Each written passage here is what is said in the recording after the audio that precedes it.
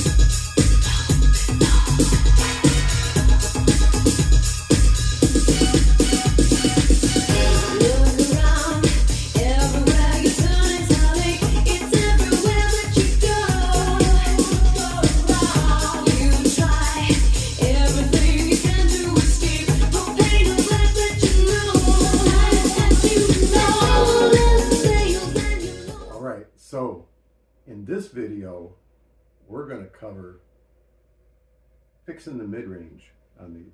Not just the mid-range, but the mid-bass range.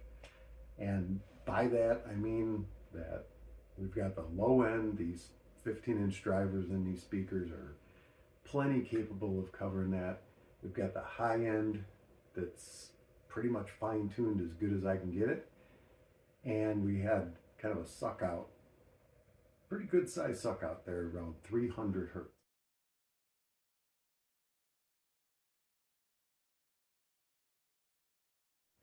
I was not aware how much musical information is in that range, say between 200 and 400. Wow, there's a lot there. So that's what this video is covering. And so I've got the grills on the speakers now. I was just doing some listening after getting them all put back together, but you'll get to see how all this stuff was done. Right now, what you're looking at in front of you is an actual playback frequency response from listening to Vogue. So pretty cool. Not, pretty flat, pretty even.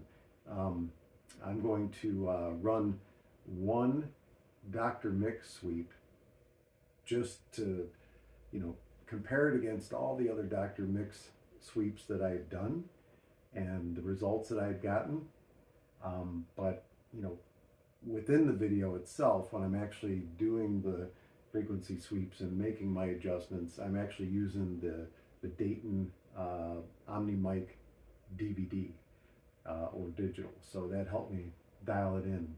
I'm going to do a sweep with Dr. Mix, and then we'll roll into how it all got to be this way, okay?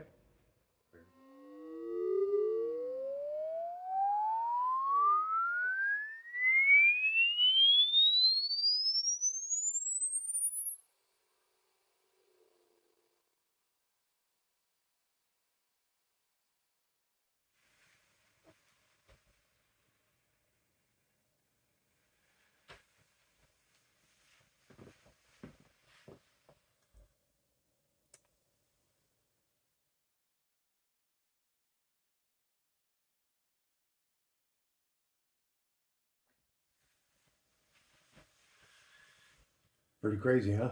What do you think? Nice. It's come a long way. That is absolutely a plus minus 5 dB full range stereo speaker set. That's pretty cool. In-room response, untreated room, plus minus 5 dB. So all the way from the lower end of the scale, 20, on over to, wow, what's that? 15,000, 15,100 and something, well beyond my range of hearing. So pretty cool. And it's still got a little bit of extra left over there too. So if anything ever does hit up that high. Anyway, we've come a long way, baby. I think that I've got these things dialed in about as good as I'm going to get it dialed in. And I like the way that they sound. I'm looking forward to listening to them. And I'm really looking forward to wrapping up this project and getting on with the RCAs.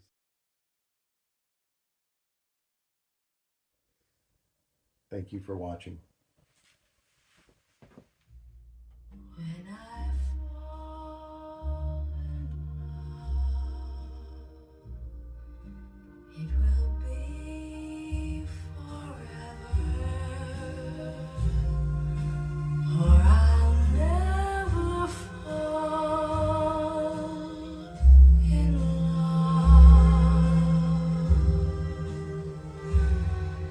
In a restless world like this is, love is ended before it's begun, and too many moonlight kisses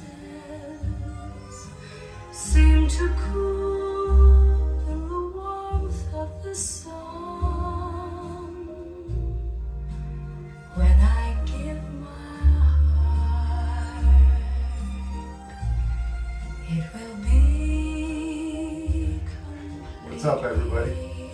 welcome to the world according to Todd. or I'll never give. So, needless to say, I'm sorry, I'm just obsessed with trying to make the most out of these Jensen CS315s. I know I have to get onto the RCA project, and I'm going to get there, I promise. But I just want to do some final tweaks with these Jensens because, you know what, I want to finish them up. I want to say, I am done, and this is as good as I can make them. And, you know, I have to keep that simple approach in mind that, hey, you know, I'm just trying to do as much as I can with as little as I have here with it. And I should limit the time too, because a lot of this has been, you know, time dedicated to it, not necessarily money. So you can't just throw money at stuff and, you know, open up and a catalog and order a bunch of cool parts and then slap it together and expect to have something great.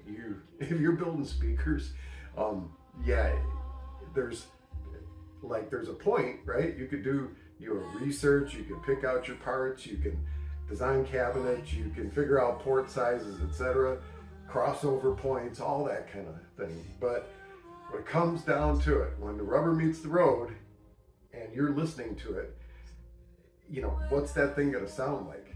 And I would venture to say that most guys out there that are building speakers already know this, but you're going to have to spend some time tweaking them, listening to them, measuring them with something, anything, you know, some decibel meter or, you know, an app on your phone or whatever.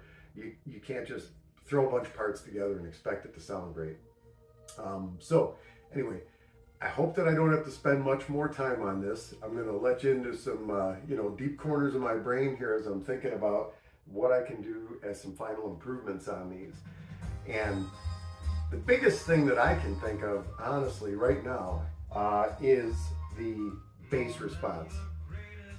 Reason is because I've got this kind of tail end on the frequency response. That is, where in-room response, I'm showing like a jump up, back down, and back up that covers the span of, you know, like a 20 dB range.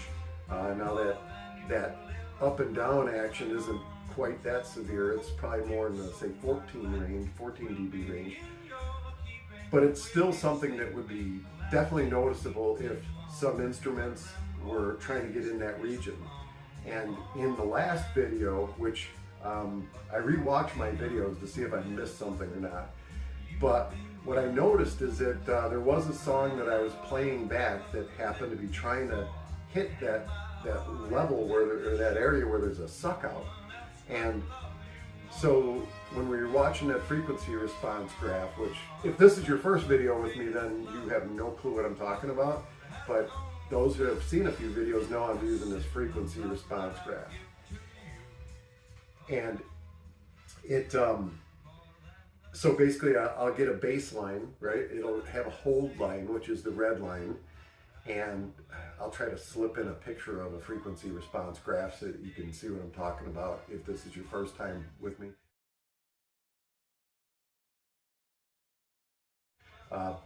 Then there's a yellow line that's live. It's picking up, you know, live sound.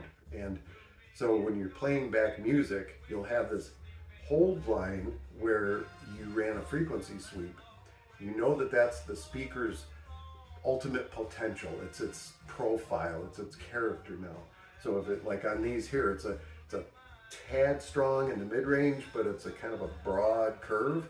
And then toward the bass end, it's really high on the deep bass, and it kind of slopes down just a little bit and then back up to the mid-range area. So that's the area that I'm concerned about, is that kind of void, that gap where it looks like I could get a few more dB out of it. These woofers here, they're very challenging to dial in. They're a really great speaker. They sound fantastic, and they have a wallop, man. I mean, they really pack a wallop. But they didn't, I don't have, my Jensens that came out of these, the Jensen woofers are in boxes already, but yeah, those measured like much more flat. They just didn't sound as good, and they definitely didn't have the output capability of these. All right, so I'm getting all kind of sidetracked here. I apologize, but basically what I want to do today is, you know, like I said, I noticed in a music track that there were areas down in that suck out that were trying to produce some sound, but because the potential or capability of the speaker per its frequency response doesn't have that capacity, right? I'm not hearing whatever that musical information is or should be, or it's much quieter than, it's actually more quiet than what it should be. So I'm still going to hear it, but it's going to be quieter. In terms of how much more quiet, see, that's where you really get into where it can make a big difference, because when you are adjusting volume on a sound system, right, you're talking about decibels. It's a measurement of sound pressure level. So the rule of thumb is that basically you have to double the output to hear say a 3 dB difference in sound. So 3 dBs is kind of like the standard for, yes, we definitely notice a huge increase in sound, you know, from nothing plus 3 dB, whatever that nothing is, or that datum. So 70 dB to 73 dB, let's say, or 80 dB to 83 dB. So just to demonstrate that real quick, I'm going to show you here what in decibels, as far as what this receiver is going to show me and what we're hearing. Okay, so, and we're looking at, let's say 20 dB, okay, just to really exaggerate the point. But if you had a 20 dB suck out in your response, it's going to be crazy. Watch. All right, so let's go. I don't want to drive the neighbors nuts. All right, so this is negative 30 dB, okay? This is the sound level that we're hearing. Now I'm going to turn it up to minus 10 dB, which is a 20 decibel difference. And you tell me if you could hear this difference.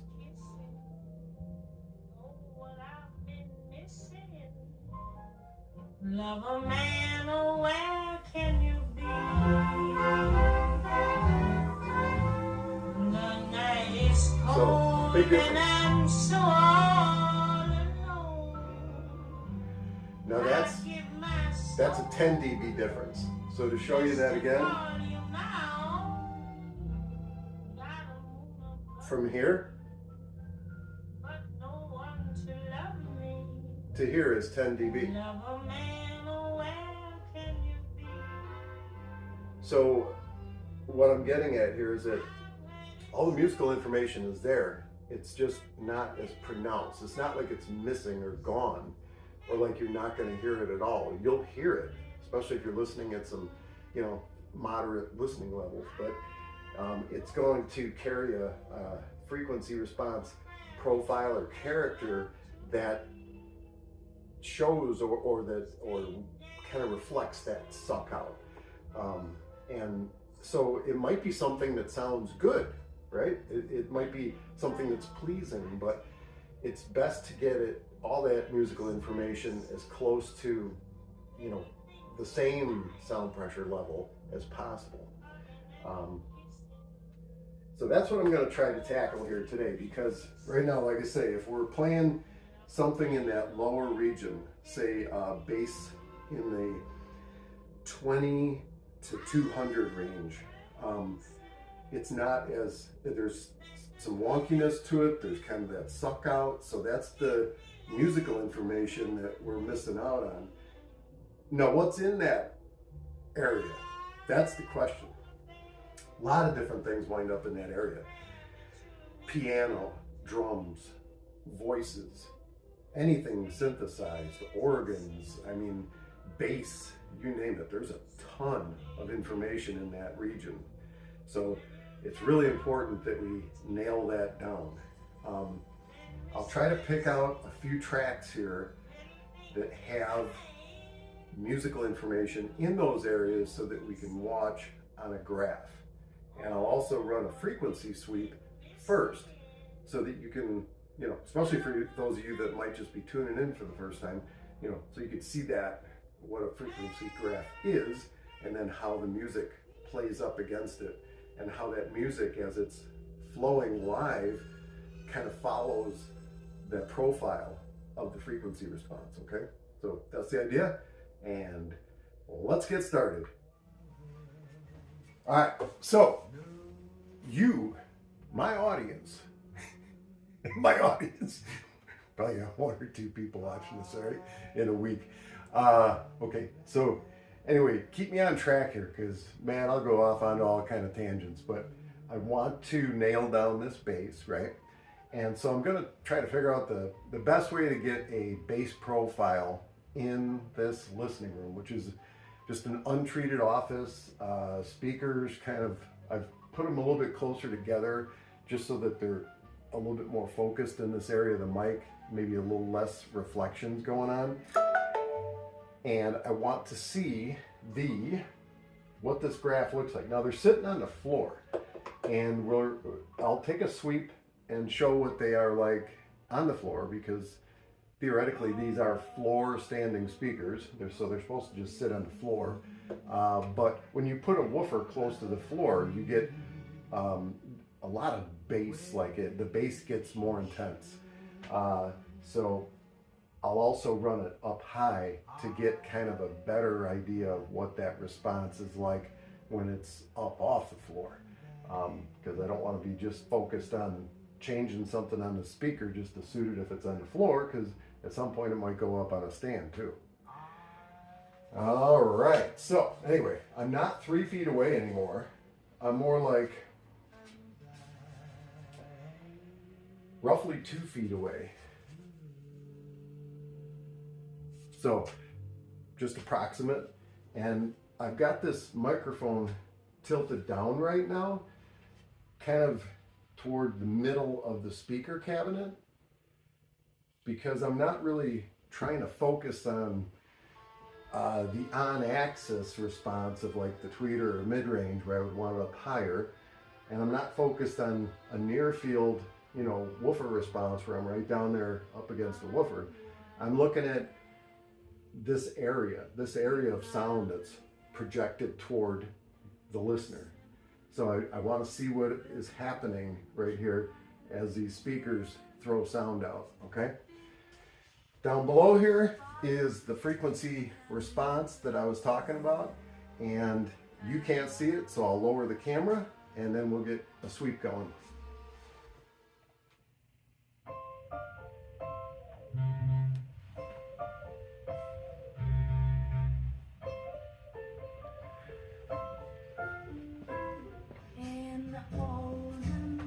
All right, so what I'm talking about as far as character of the speaker goes, you're already kind of seeing the character of the speaker. A little heavy on the bass end, goes down like I talked about. It's got a pretty decent strong mid-range, and then it gets softer. Now, this will go up as we get musical information that hits in that range more.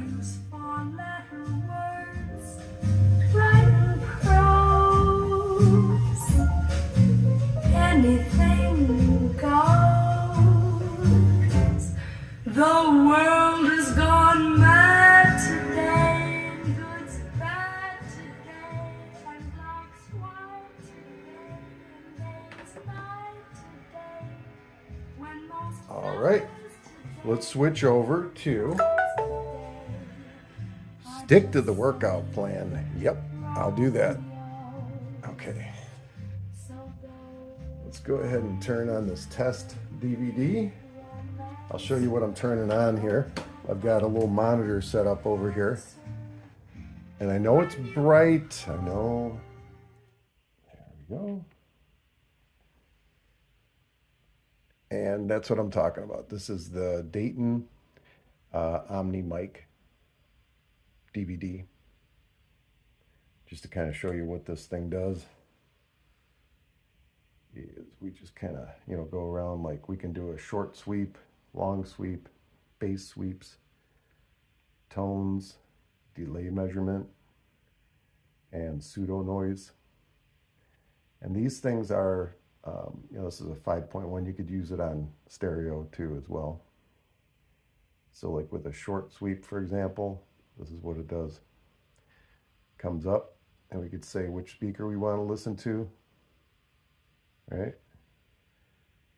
And I'm going to go all channels.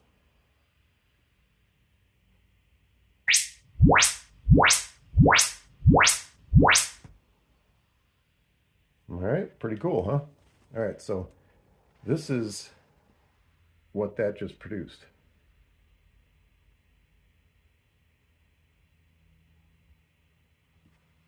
Let me clear this. We'll do it again.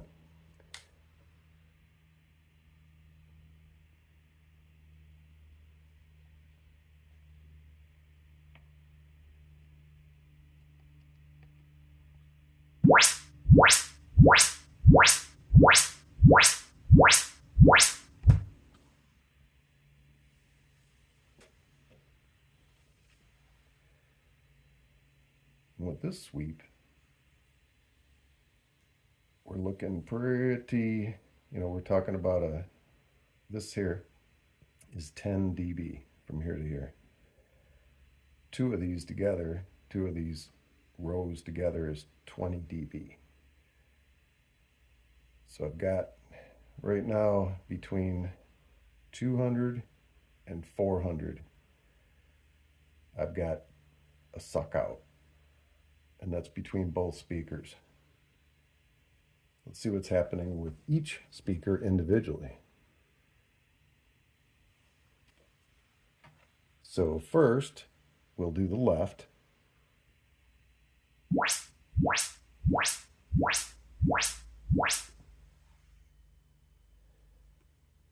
Now let's try the right and see what it looks like compared to it.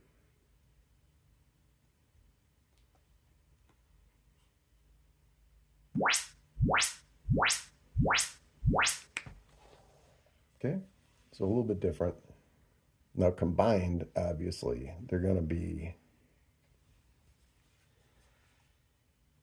whatever both speakers are putting out in both areas of the room are going to be giving you what you actually hear.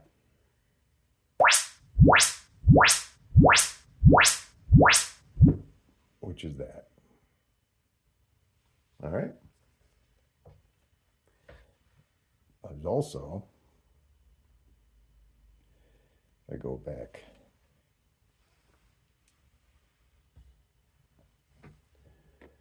If I go back to my menu,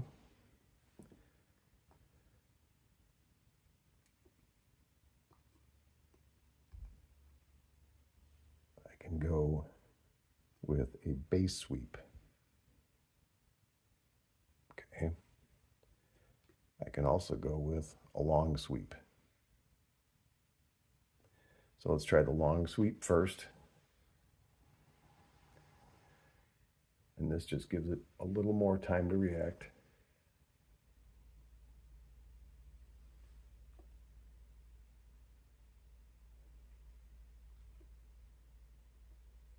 Both channels.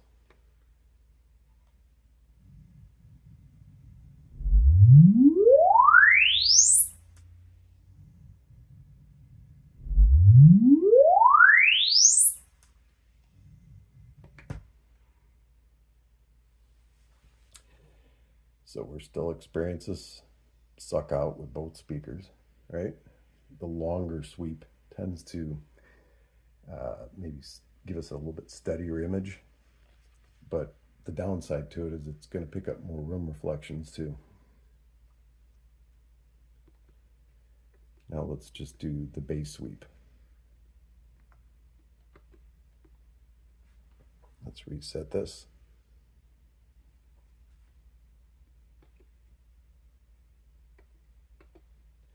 Both channels.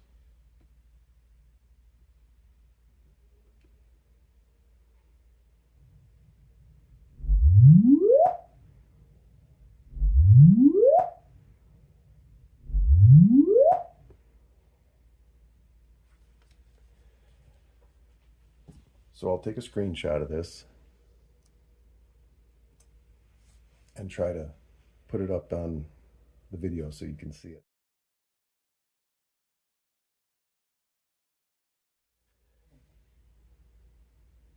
As far as I can tell, say if we try to use this -70 line as our base, as our datum, we're meeting that at 26 hertz.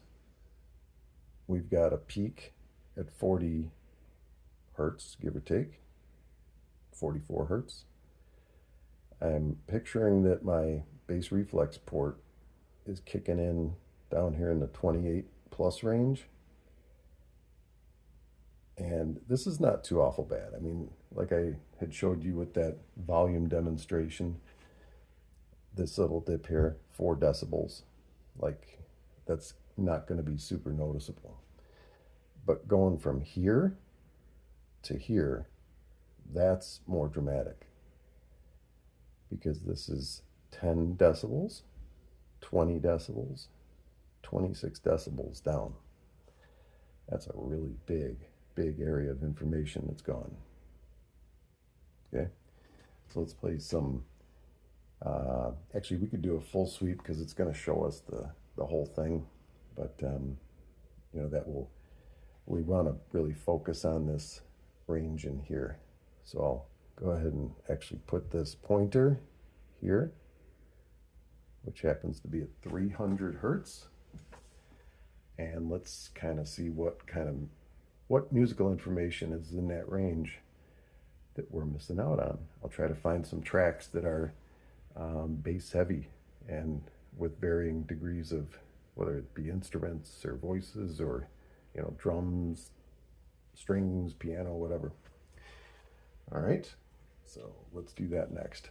All right, so I found a playlist. It's called Audiophile Hi-Fi Music with a Wow Effect.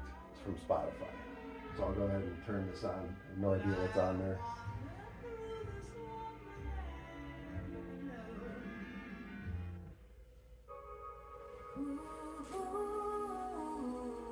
As far as volume goes,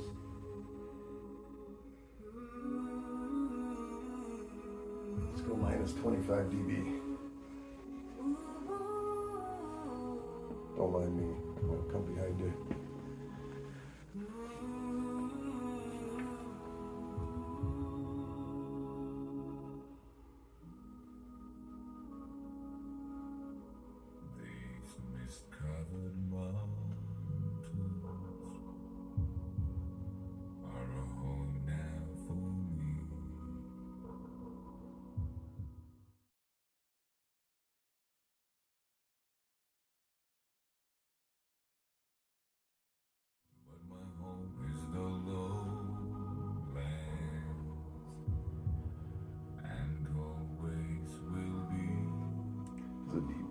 A deep male voice, and what we're seeing is peaks in frequency. Now theoretically, this one dancing on the green line, we would want it to be hitting the same levels that these guys are, ideally.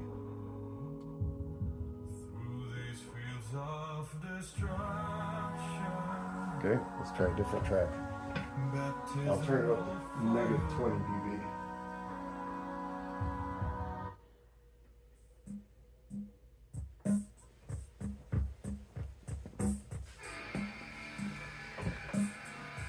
We all know this song.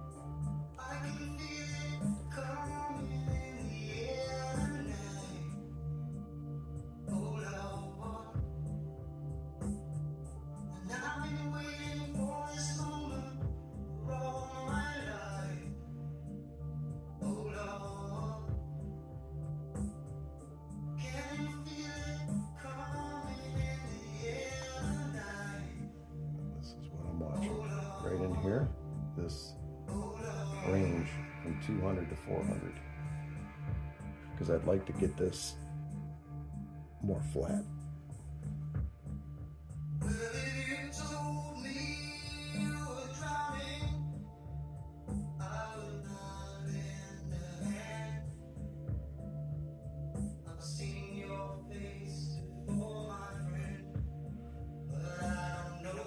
So in terms of musical information, it's pretty obvious we've got this guy, 70, 80, 100 range, dancing around. Got another one here in the 150 range. And as you can see, these areas are within, say, a total of 8 decibels. This one though, this area in here should be higher right now. These should be up higher along with the other ones.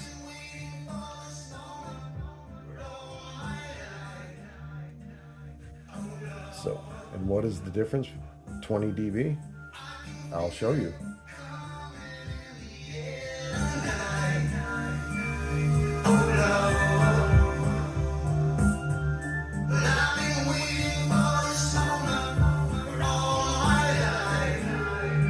So right now, whatever's playing in here, you should have heard before.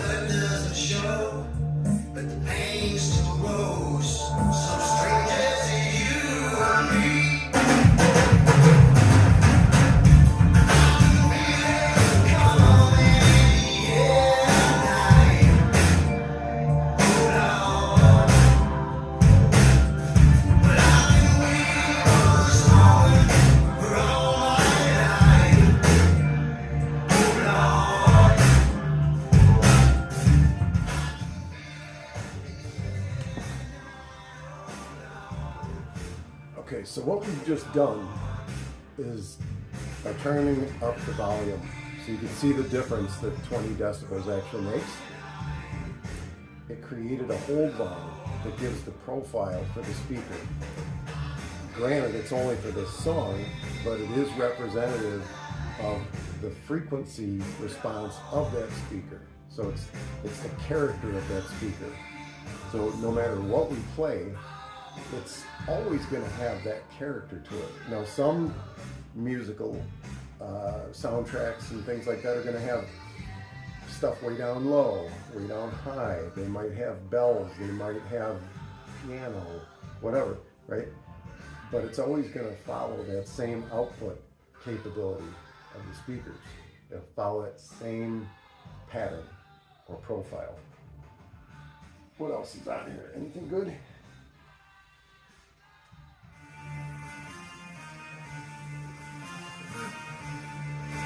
Yes,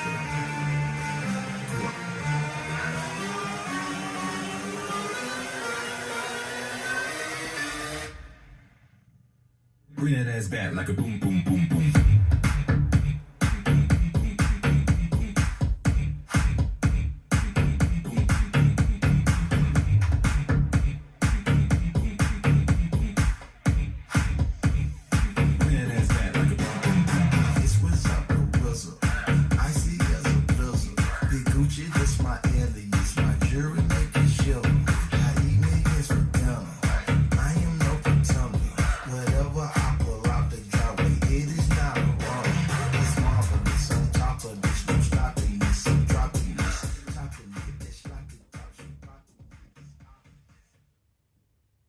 Deep bass and Latin jazz.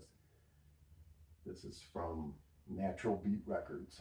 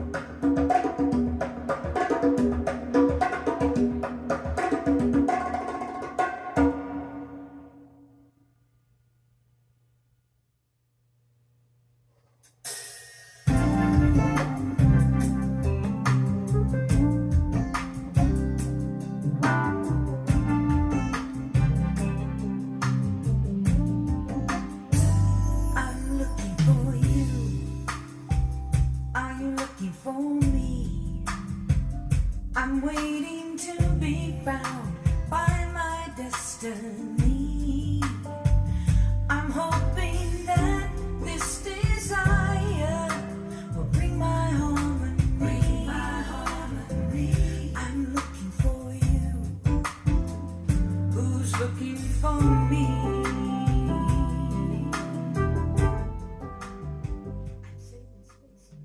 Now, one thing you're going to see that hold line start to develop something that looks like the frequency sweep profile. On the high end, it's going to be less prominent because the majority of music doesn't have a whole bunch at that high end. As a matter of fact, a lot of music doesn't always have it at the bottom end either, but it's more common to have it bass heavy as opposed to treble heavy. All right, so I found something called High Pitch Songs on Spotify. It's a playlist.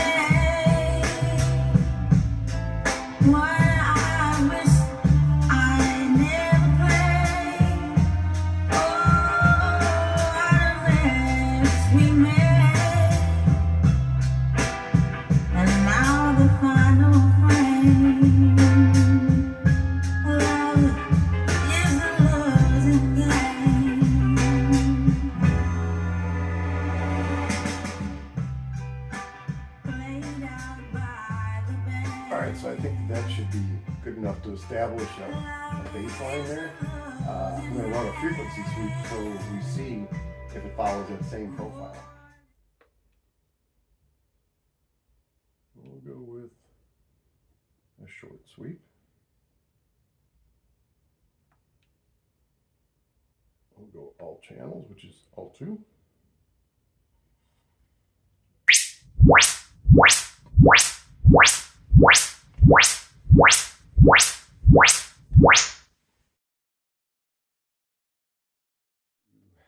I think I've demonstrated my point that this frequency response, whether it be, a variety of genres of music that are played, or whether it be a frequency sweep, your speaker's character or profile is going to be determined by that frequency response.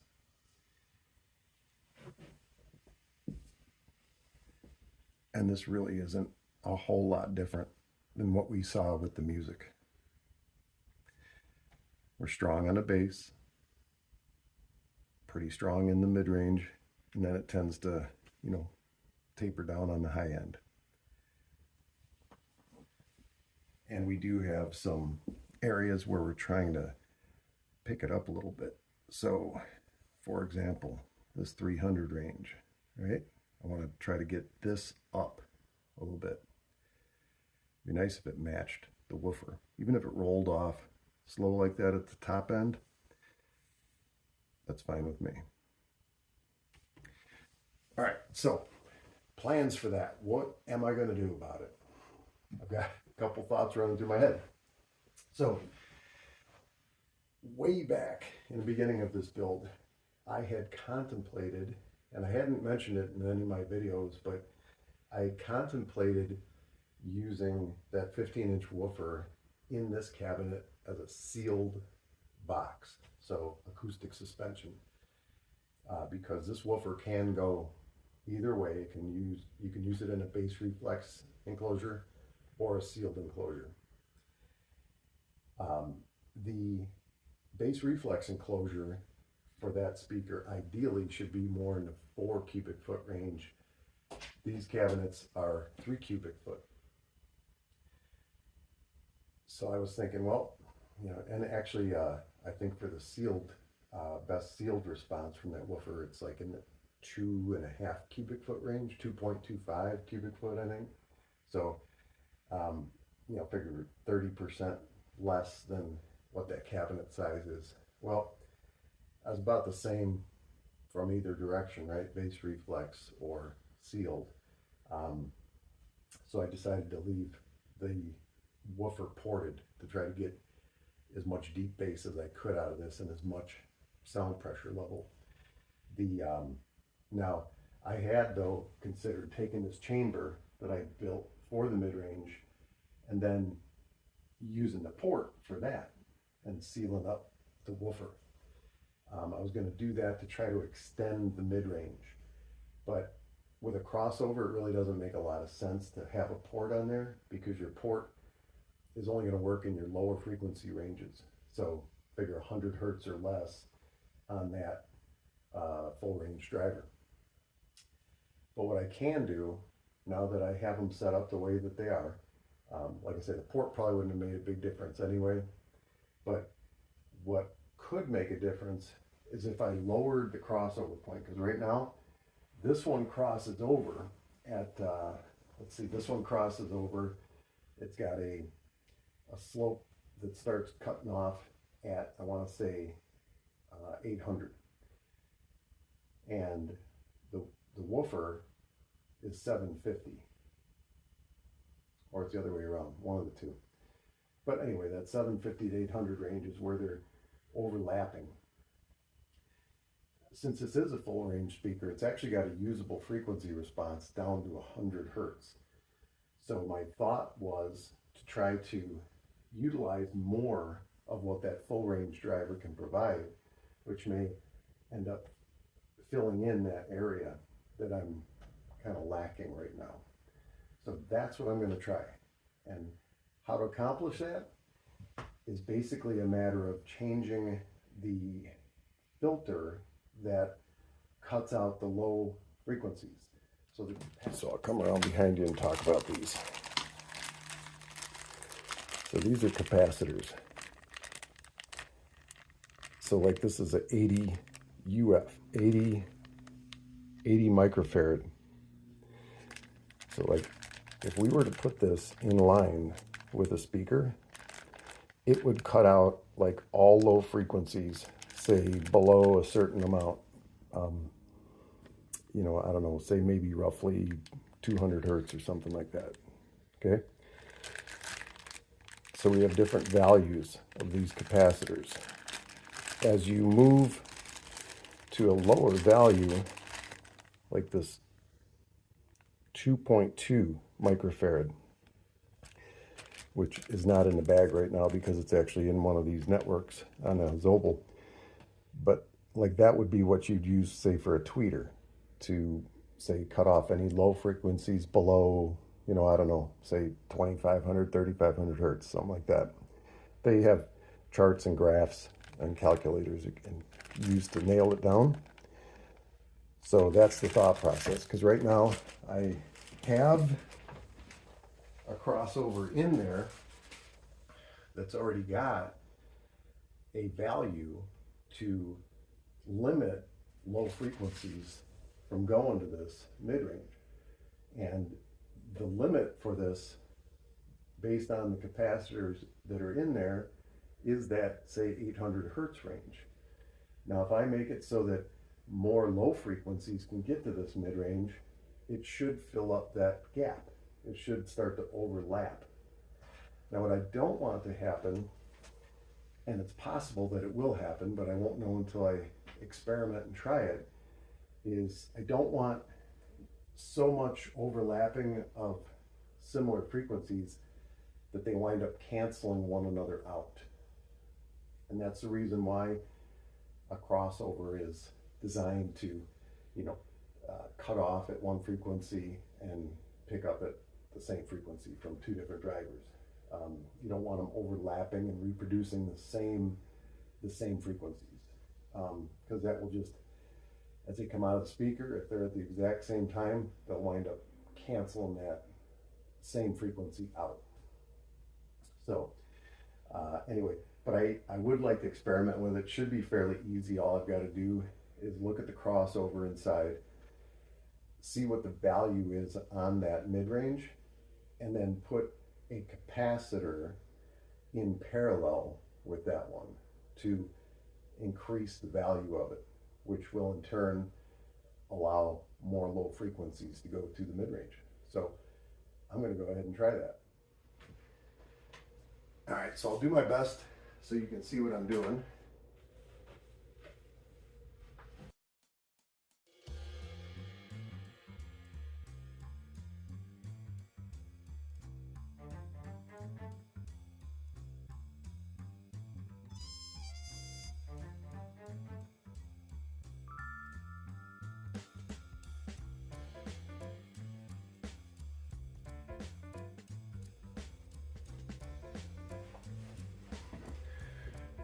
All right, let's take a trip.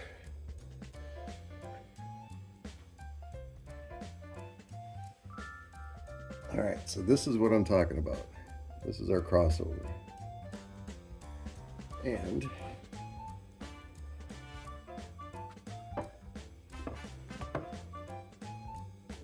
so we've got our mid-range is hooked up right here. This is the positive lead to the mid-range.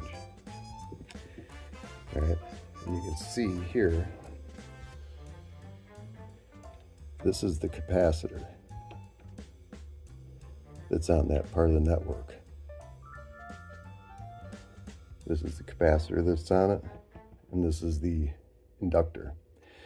So this one's limiting, this one is rolling off the high frequencies, this one is limiting the bass. So the thought process being is that if I can add to this value, I can actually raise the, or increase the amount of bass that goes to the mid-range. So that's the idea.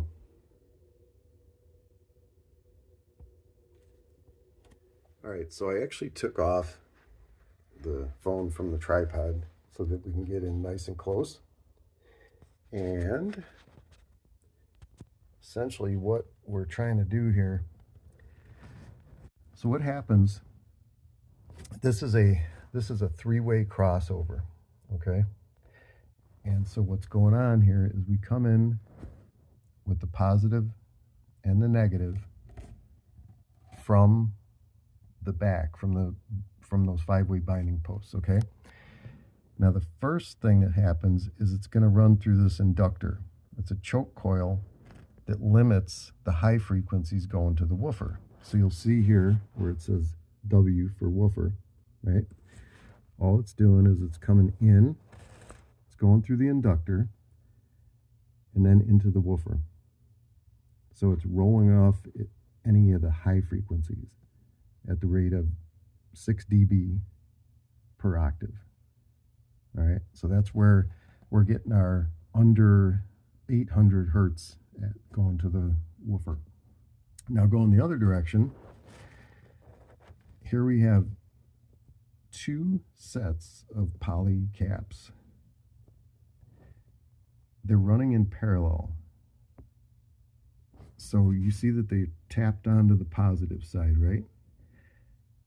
So we've got, what, 6.8 and 12.0. So figure, 19 microfarads, give or take, between the two of them. And what that's going to do, it's going to filter out low frequency so that it's only anything higher than that, say, 800, 750, 800 hertz. That's going to make its way to this side of it. Now from here, we're going to go directly into, we got two different coils here, two different inductors, iron core inductors. We've got this larger one and we've got this smaller one. So the smaller one is the one that's going to the mid-range plate in here. You see it? So essentially what this is doing is it's keeping higher frequencies out of the mid-range circuit. All right. Then what goes on is it taps off of this guy,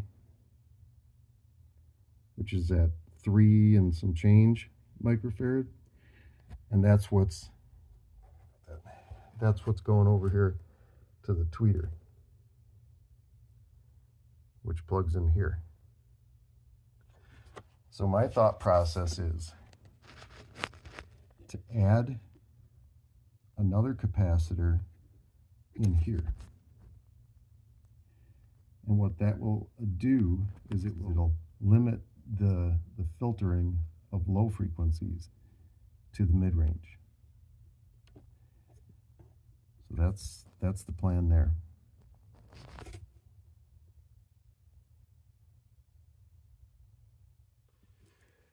All right, so what I'm going to show you here is me figuring out kind of the values. And I wound up Googling this. I found this at the12volt.com, and they've got a couple of calculators here. So what we're looking for is high pass, low pass. All right, so they're high pass, low pass. And all we really want to do is we want to find out what our value might be if our impedance is 8 ohms, and that's a rough number, but that's what this crossover was built around, was 8 ohms. And the frequency that we're shooting for, well, let's say, for example, the 800 that it is now, right? We put in 800, and we say equals, all right? And we're just looking at what a first order would be. So the capacitor would be roughly 25 microfarads for 800. 750 would be 26. Now, if I want everything that's over, say, 200 hertz or 250 hertz, what would that look like? Okay, now we're up into the 80 range here. Now, if all we're doing is changing a capacitor, it will likely have some influence on the rest of the crossover network as well. But what I'm interested in just focusing on letting enough lower frequencies get up into that mid-range area to where the mid-range speaker will play them back. Now, after the mid-range with the tweeter, that doesn't matter because it's already got its capacitor and line to filter out those low frequencies going to that. So that's basically what I want to do, is I want to change what's in there, which again, if I am reading this correctly, if these are labeled correctly, 6.8 and 12.0. So it's 18.8 that's in there now. So let's just play around with this a little bit, and let's say we got, maybe it's letting everything over 800, 500. Let's try 500 hertz. All right, so as the frequency goes down, the value of the capacitors needed goes up. So if we want, say, 1,000 hertz. All right, so now we're in our 19 range, closer to where, this crossover is letting pretty much anything that's over 1,000 go upstairs. So if I add to that, what did we need to make the 200. We needed almost 100 to go at 200. All right, so basically what I'm going to be doing is I'm going to be adding values together. All right, so if I pop open my calculator and we're looking to get close to 100, let's say. So we've got our 99.47 minus the values that are in there, 6.8 and 12.0.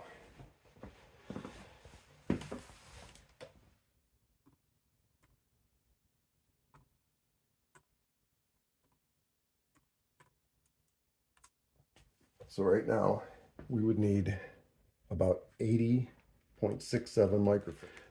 We can use this 80 microfarad, and I do have 2 of them. All right, so what I'm going to do with these guys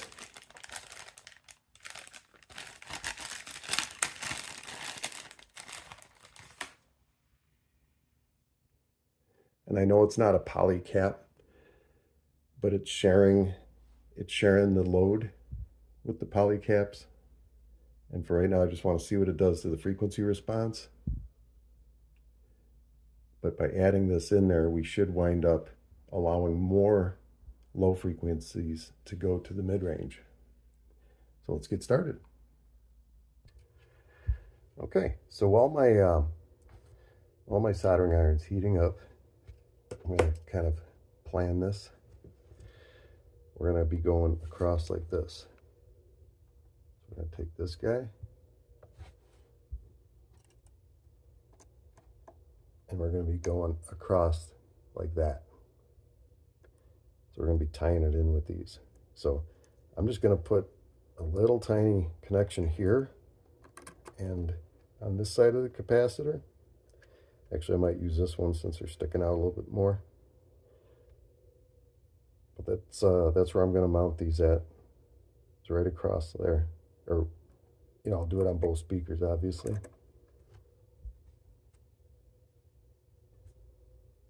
All right, so here's what I've got going on so far.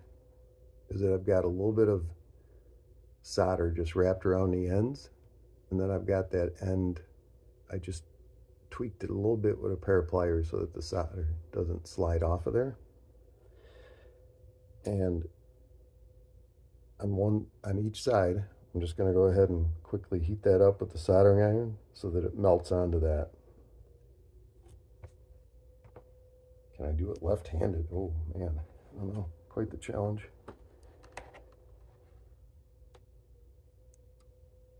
All right, so let's kind of go like this here.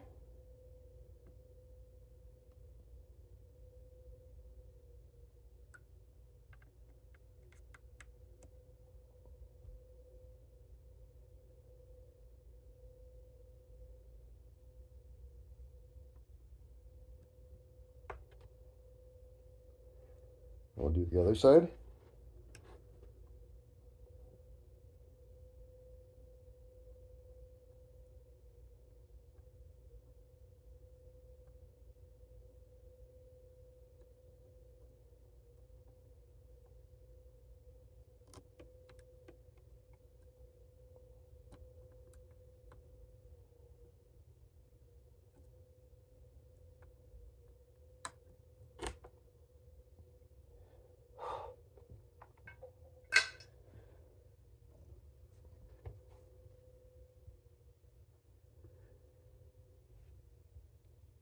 All right, let's try to zoom in here.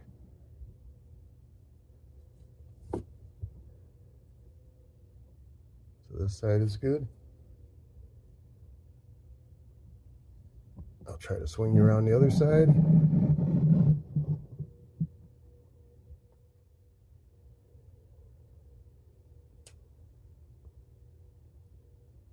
Yep, that's fairly sturdy. So for right now, I'm just going to run it like this. It's not touching anything, so it's not going to vibrate or make noise. Now, if it works, I'll probably secure it to those other capacitors. So let's put the woofer back in and see what happens. All right, so I've got the woofer back in there, and I thought I was filming it. Sorry, I guess the camera stopped for some reason. But anyway, woofer's back in, and this is the cabinet with that capacitor in it. So I'll go ahead and get this set up and do a sweep on it and see what happens.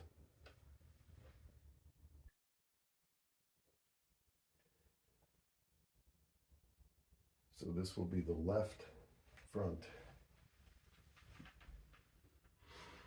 All right, so we're back in. We got this guy hooked up, that one's hooked up, and with this Omni mic software, I can choose which speaker I'm going to play. Okay, this is this is a full short sweep, so we'll see what happens to the whole frequency range.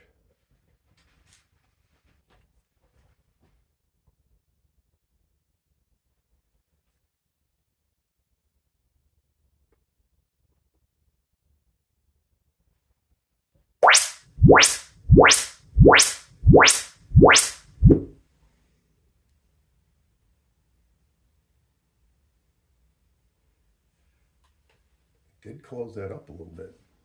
That's interesting. Let's see what it looks like compared to the other speaker.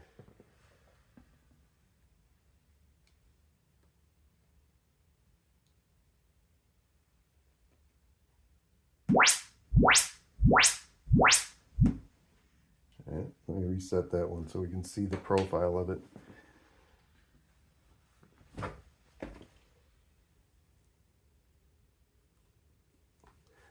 So that one is the left.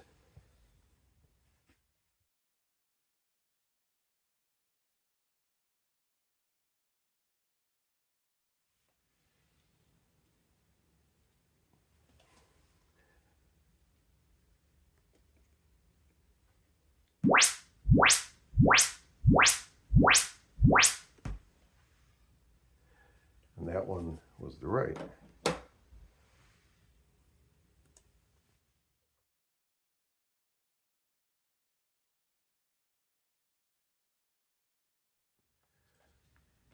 All right, so what we actually accomplished, let's get to our photos.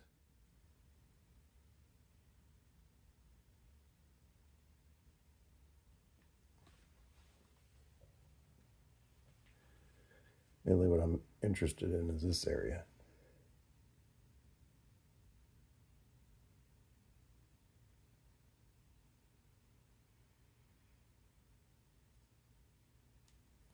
Oh. Only thing to do now is to go ahead and listen to. What should I do here? One speaker, then the other. I'll just unplug one speaker and listen to it. The other one will do the same thing.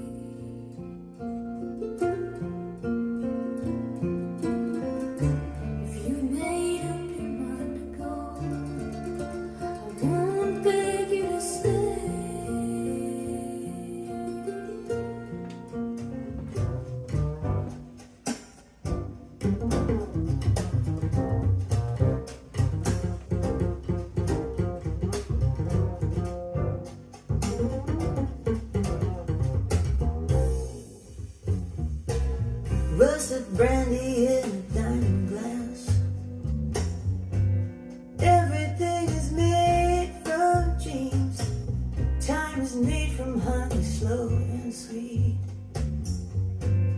Only the fools know what it means. Temptation, temptation.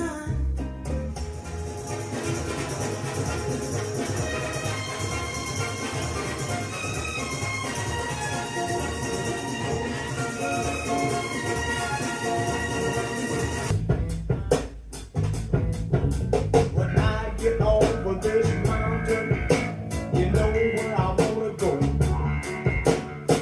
Straight down the Mississippi River to the Gulf of Mexico, the Lake Charles, Louisiana.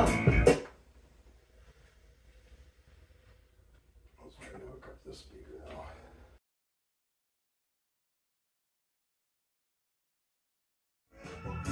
And she sends me if I spray a leak. She gives me, I don't have to speak. She defends me, a drunkard's dream if I ever did see. I took up all of my women and I gave my little messy hand.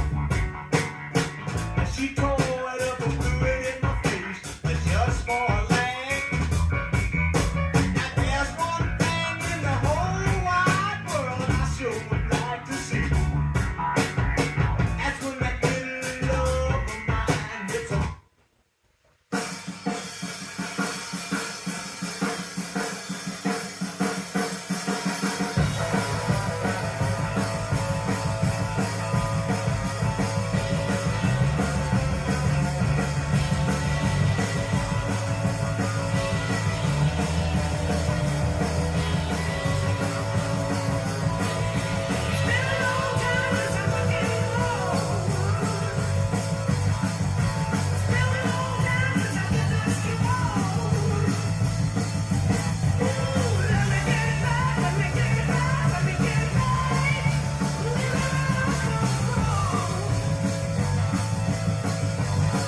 Alright, so we've got the bass line on that song. Let's try the other speaker.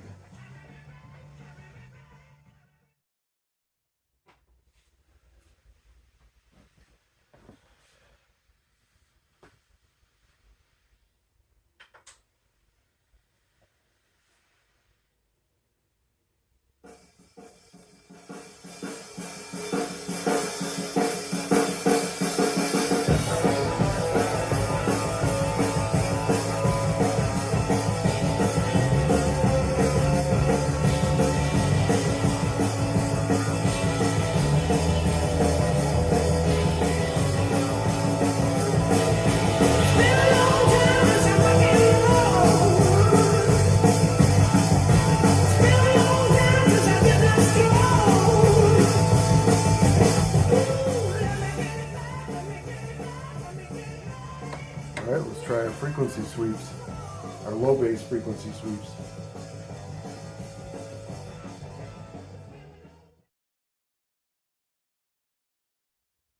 We'll go minus 15 dB on this.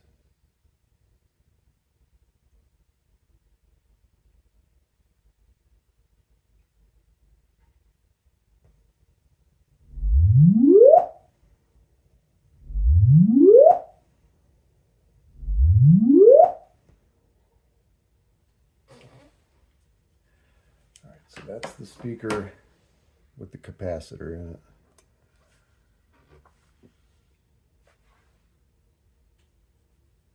And we've got this suck out at 217. But if you remember, we were battling one in the 300 range, which it did pick that up. So let's set this guy here at this one's low point at minus 80. The rest of it is all up here, you know, say plus minus 10 dB between 60 and 70. But let's just see what happens with the other speaker hooked up. And that again was minus 15 dB. We'll just double check. Yep. All right.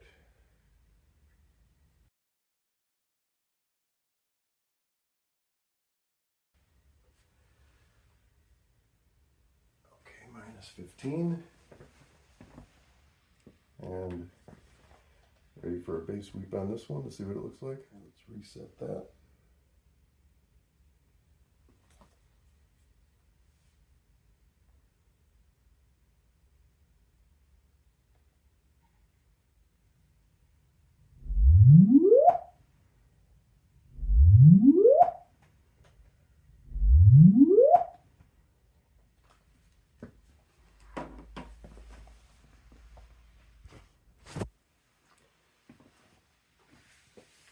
So the right speaker, it's still got that suck out right there, but it's got another one here. And this area in here, I want to watch that because I think, if I'm not mistaken, I think that the speaker with the capacitor picked that area up. Let's just see.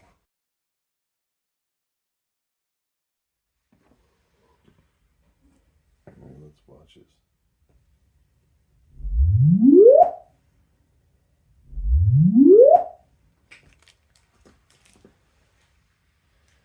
All right. So I think it actually did achieve what I was trying to achieve. Can we take it any further? It's possible. We've already done this much. Maybe adding another capacitor might even correct that a little bit more. So let's try that.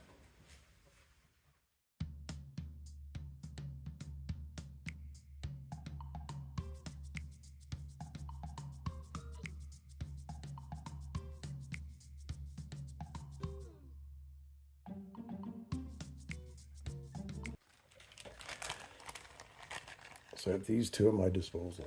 I've got a 10 microfarad and an 8 microfarad, or together 18 microfarad. Let's go back to our calculator. Our calculation for 200 resulted in roughly 100, which is what we're running. So we should have enough to make about 165. Crossover at 165. All right, we'll get these guys on there and see what happens. All right, so what I'm going to do with these ones is I've got these two capacitors together. I've got a little bit of solder dangling there. And so the plan is to basically attach it to this capacitor right in here. All right, so as you can see, I've got these wires coming off the little capacitors I'm adding, and they're curled just right around the edge of this wire, coming off the bigger capacitor. And I've got my solder there.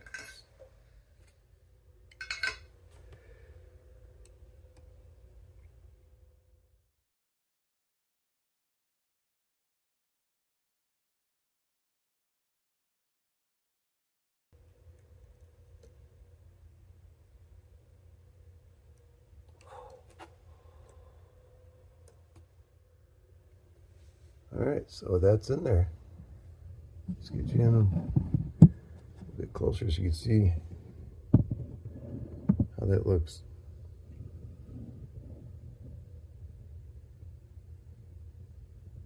Yeah, pretty ugly, I know. It'll get hot glued in place.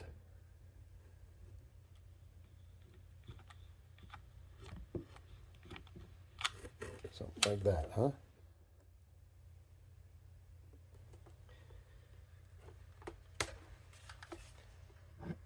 And then while I'm at it, I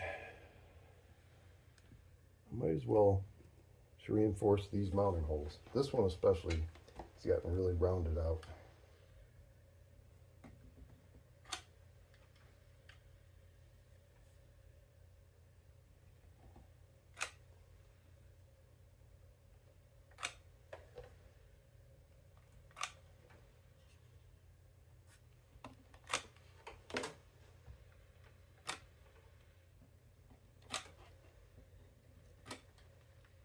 This one a double pump. That was really bad.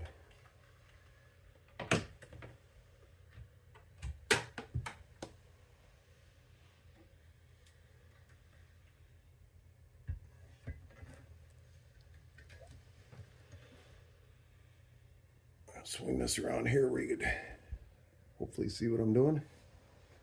Just trying to connect these guys.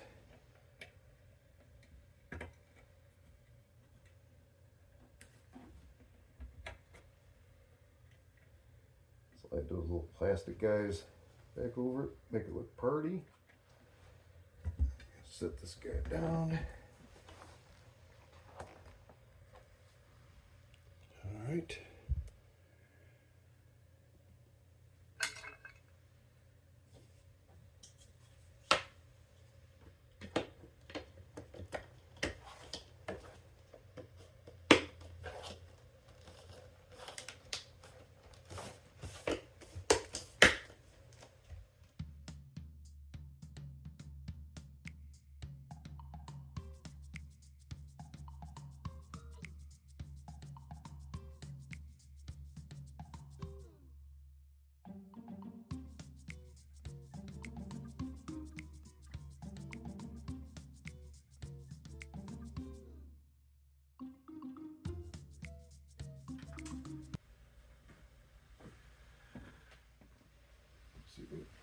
See if we can close up that gap.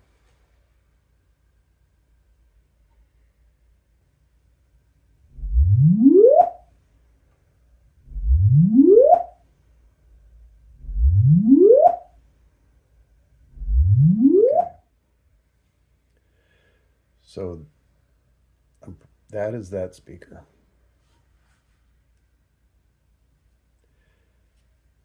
This is the left speaker, what we just did to it.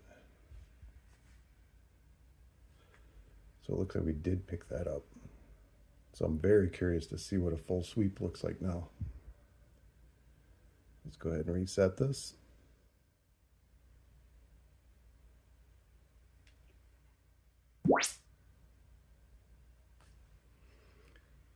So there's no getting away from this.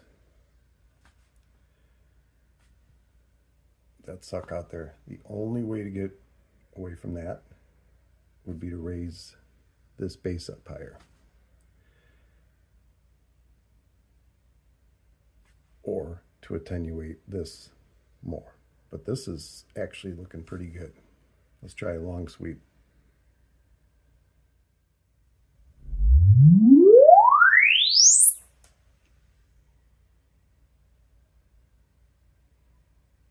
Okay. So if we expand this out in 5 dB increments, this is what we look like.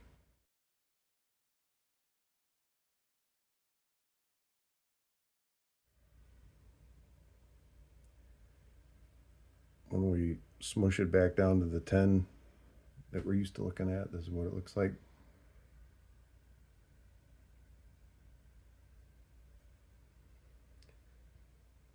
So this portion in here now of the upper mid bass is kicking in much stronger than it was before. And just to show you the difference, I'll go ahead and hook up that other speaker.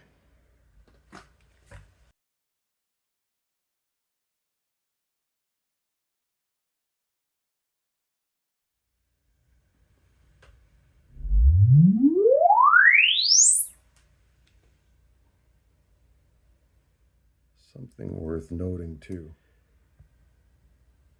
See, I'm watching the whole thing, because whenever you change one part of a crossover, so by changing one component in that crossover, you can ultimately change the way the entire thing looks.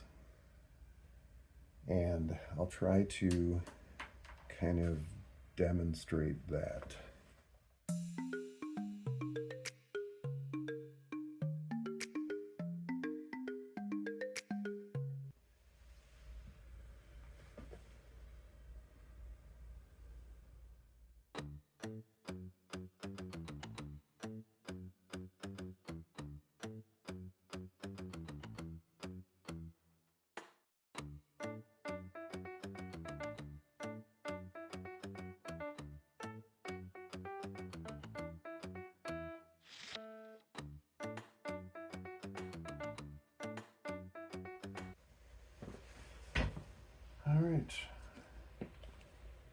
this again. So I'll run one sweep with this bass line there to see if it changes it and where it changes it. I'm expecting it to get picked up in this area. And if I'm not mistaken, possibly that area too.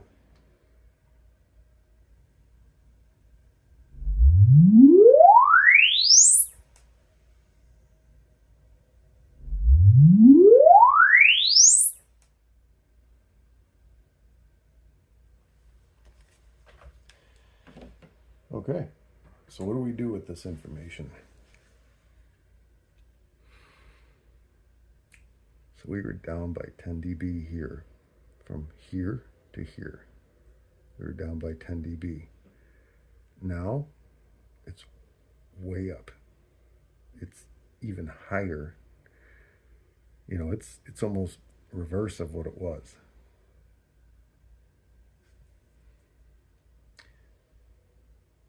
This area still the same. I don't see all the suck outs there. I have this one suck out here and another suck out there. But at this point, what I'm kind of curious about is listening to them like this and hearing them, what they sound like with both of them together. And I also did promise you at least one frequency response sweep with it up off the floor. So I'll go ahead and do that now. That'll give us kind of a baseline for each of these speakers.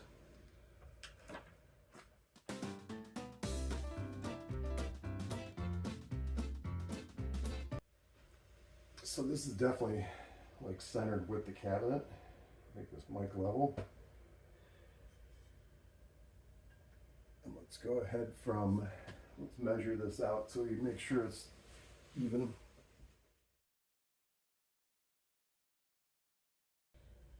It's 19.5 inches. Why 19.5? Why not? And let's go ahead and run a sweep and see what happens. All right. Not horrible. I think it's better than it was. At least I'd like to think so. But up off the floor, I don't even think it was behaving that well with the other crossover at all.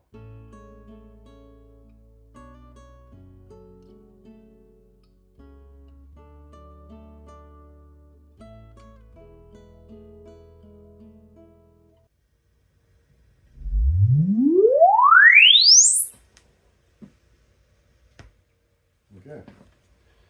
So what does that one look like now compared to the other one?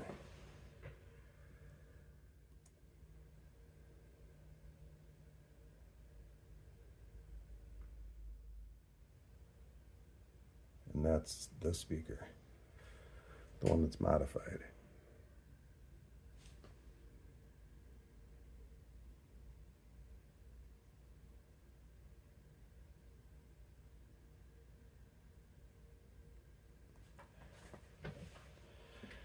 So it looks like I actually brought up the entire,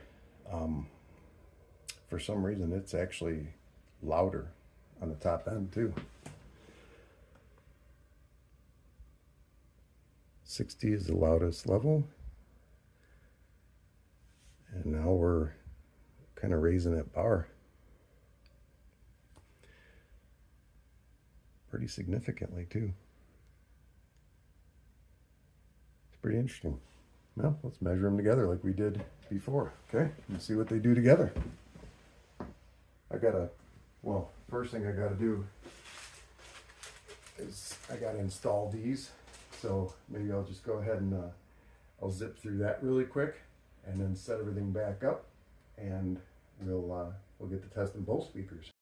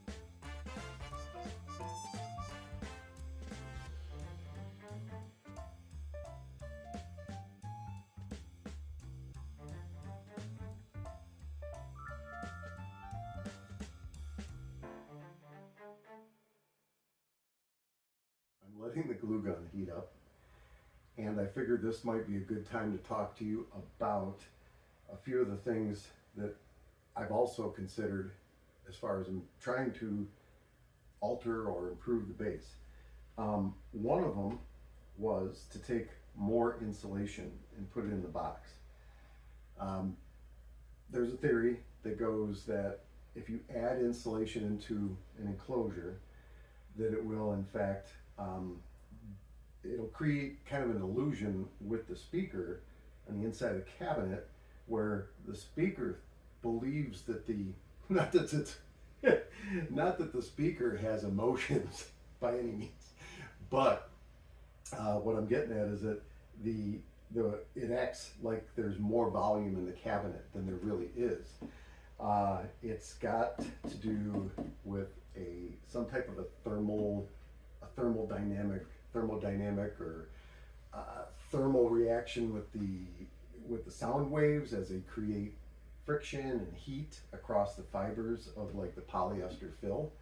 So that's the theory. There's been guys on YouTube that have tested it that I've mentioned before. What they found is that yes, indeed, it can lower the bass by stuffing more into it, but it also can lower the decibel level of the bass too. So even though it gives you a lower bass response, like subsonic, if you have a large enough driver, it also tends to take the rest of the curve and bring that down. I'm not pursuing that because even though, yeah, it'd be cool to have more bass, but honestly, these go subsonic anyway. I mean, these are hitting 20 hertz, 23 hertz, like no problem, right? So I think that the low bass really isn't my problem. What I'm looking for is a little bit more punch in the mid bass region. And I'm hoping that by utilizing more of this full range speaker's capability, that I'll add that to it, because like I said, this is actually, it's not a dedicated mid-range, it's a PA full range speaker. So I think its usable frequency response is something like 100 to 15,000 or something like that. So I'm definitely chopping it off at the upper end, but that's okay, because if you look at the frequency response of this driver, once it gets past 5,000, off axis is not so great on it. And plus, if you start bringing up, say if I were to do the same thing I did on the bottom end with the tweeter, where I bring more of the tweeter into the mid-range region or more of the mid-range into the tweeter region, the higher frequencies have a tendency to comb filter much quicker than large bass waves. So the fact that I'm trying to get, stuff from whatever 300 hertz down, a little more fill from 300 hertz to like that 80 hertz range, I'm not super concerned about comb filtering on that.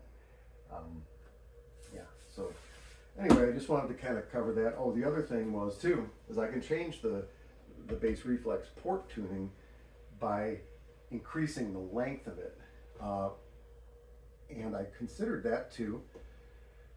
But honestly, it still has like a hump right around 40 hertz where I want that high end to be, or I want the bass to be the loudest toward that 40 hertz range, because that's where the bass is really audible. So once you get below that, especially below 35 and 30 hertz, it's subsonic, which means you can't necessarily hear it as much as you can feel it. So I've got that end covered fairly well. I'm just really looking for some punch. Now, I could go get an elbow. I could go get another piece of pipe, try to make that port longer just to see what would happen. The most hopeful thing I believe might happen from it is it would force this woofer to pull itself down more into the lower frequencies, which in turn may or may not stretch that frequency kind of like a rubber band. But it could backfire on me too, and it could just create like a subwoofer, like really deep subwoofer with all of a sudden a giant void where it's supposed to transition to the mid-range, and I don't want that to happen. So right now, I think I'm good. Piggybacking these capacitors on here, which forces that mid-range to work a little harder to put out more mid-bass frequencies. I'll try that, listen to it for a while, sweep it of course, and see how that turns out.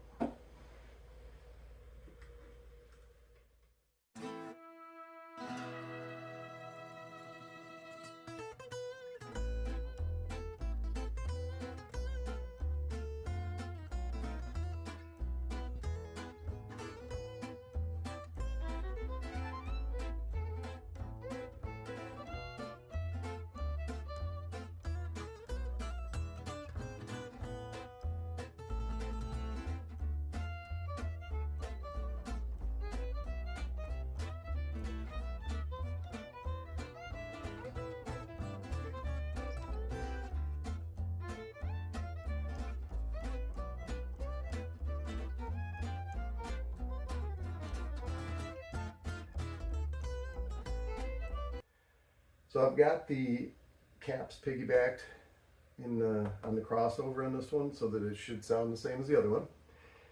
It should, measure the same. I'll test them and see. But they are hooked up as a pair now. Yeah, so we're ready to do some testing. I'm interested to see what happens with both of them combined like this. So that's our frequency response from one speaker, and now we're going to do both of them.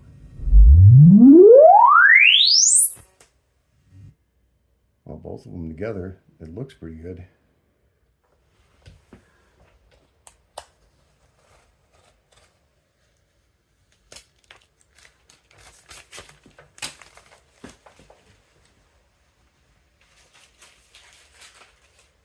Play some music.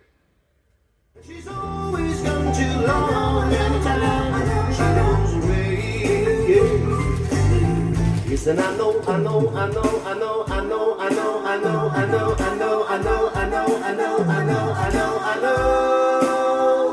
Well, I leave those things alone. Ain't no sunshine when she's gone. Yeah, always not warm when she's away. There ain't no sunshine when she's gone, and she's always come too long.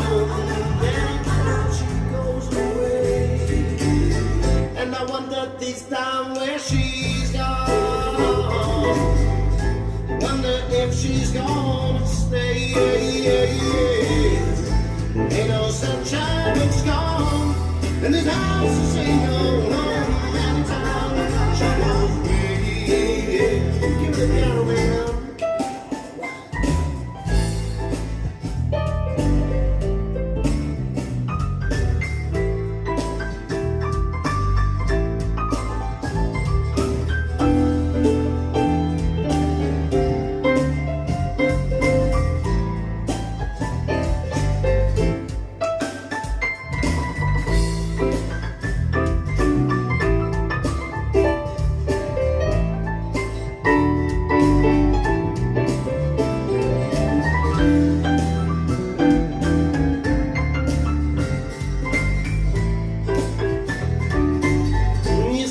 Sunshine when she's gone.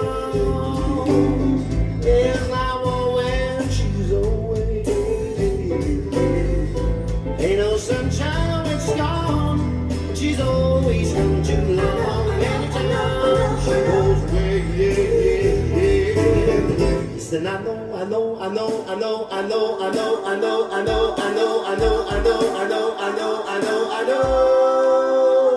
Well, I leave those things alone. Ain't no sunshine, baby, when she's gone.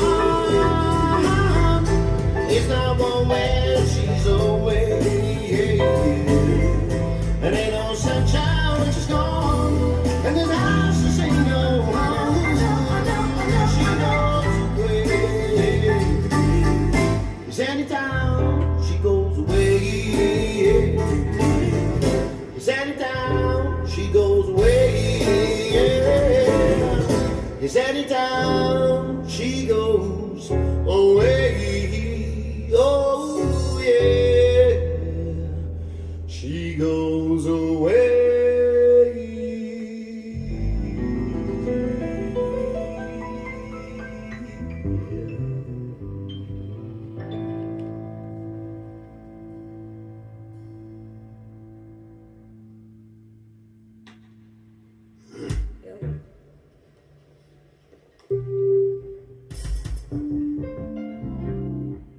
Go to 0 dB.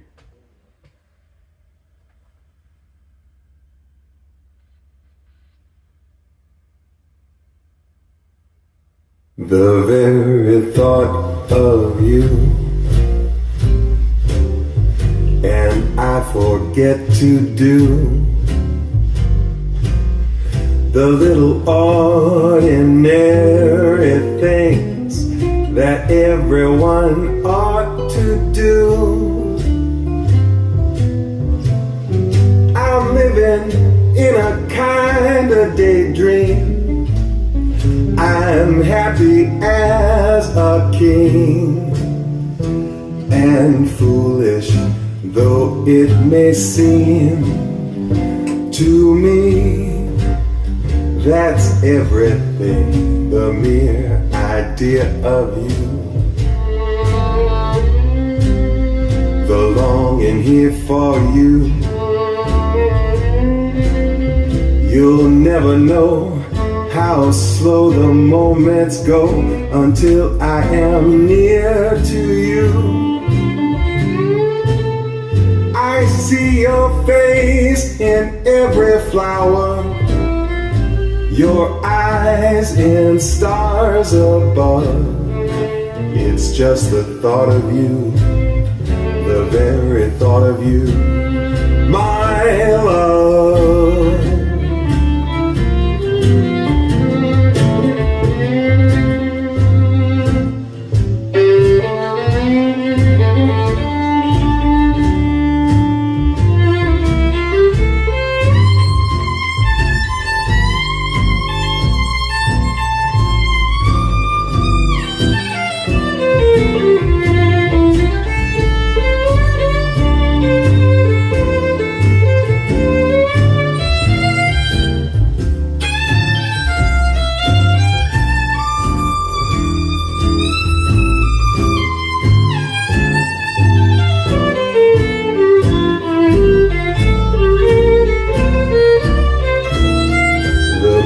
Idea of you, the longing here for you. So that's back down. You'll Minus never 10 know dB. how slow the moments go until I am near to you.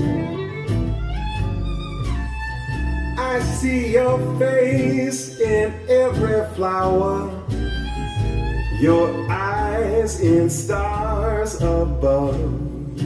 It's just the thought of you, the very thought of you, my love. It's just the thought of you, the very thought of you, my love.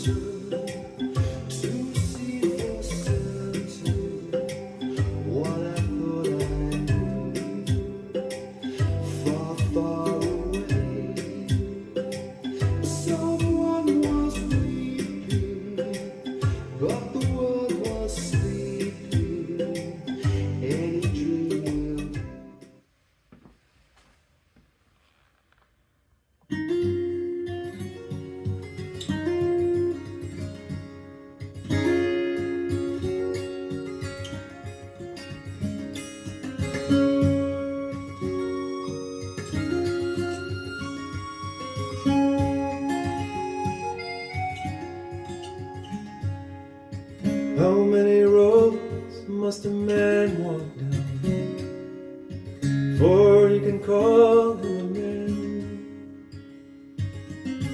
How many seas must a white dove sail before she sleeps in the sand?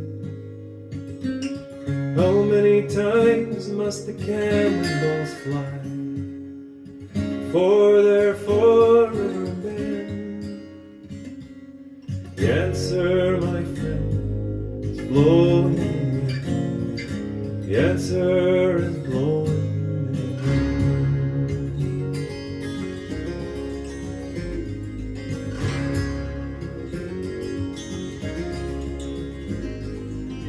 How many times must a man look up before he can see the sky? How many ears must one man have before he can hear people cry? How many deaths will That's where we had to suck out before. too many people have died? This whole thing is very flat The now. answer, my friend, is blowing in the wind. The answer is blowing in the wind.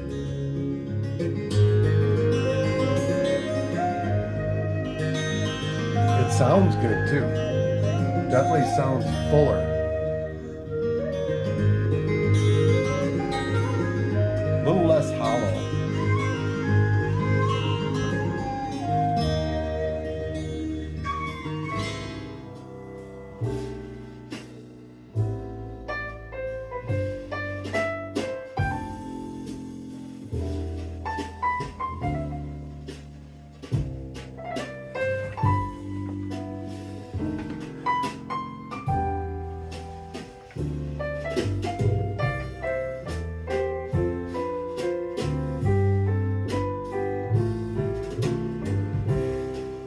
Skip the light fandango, turn cartwheels across the floor. I was feeling kinda seasick, but the crowd called out for more, and the room was hung as the ceiling flew away. When we caught out for another drink, but the waiter brought the tray, and so it was later,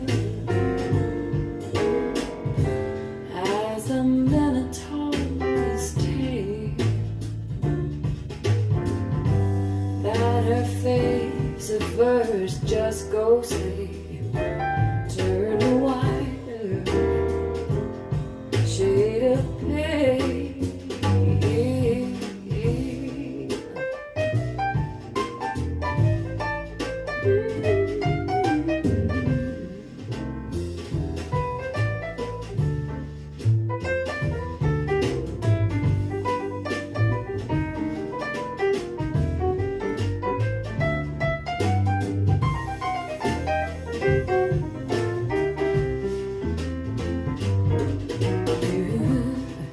You said there is no reason, no, and the truth is plain to see. Yet I wandered through my playing cards, and I would not let it be.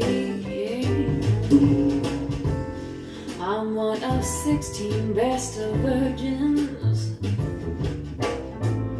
who were leaving for the coast. And although my eyes were open, they might just as well have been closed. And so it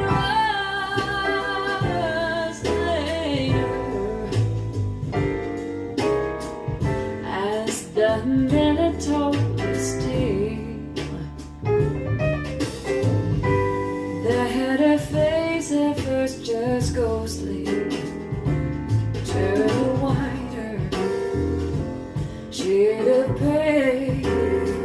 Oh, it turned whiter, whiter shade. It turned whiter shade of pale. Oh, it turned whiter, whiter shade of pale.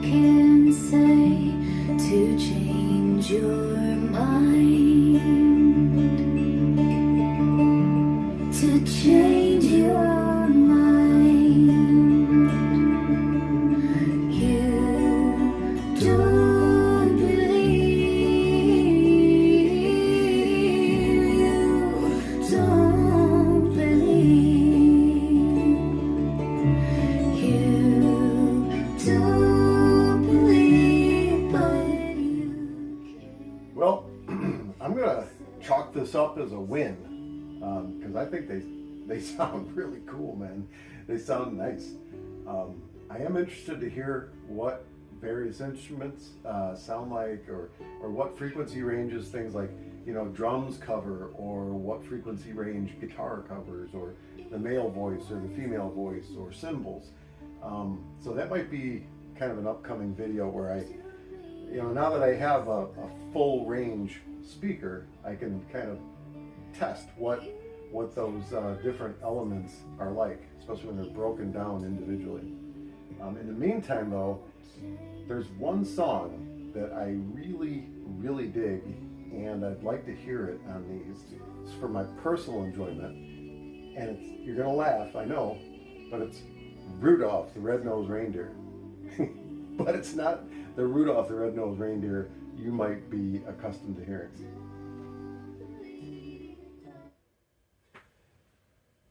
All right, so I've got it queued up. I'll just do the minus 10 dB on the analog connection that we've been accustomed to listening to through the tests and the music and everything.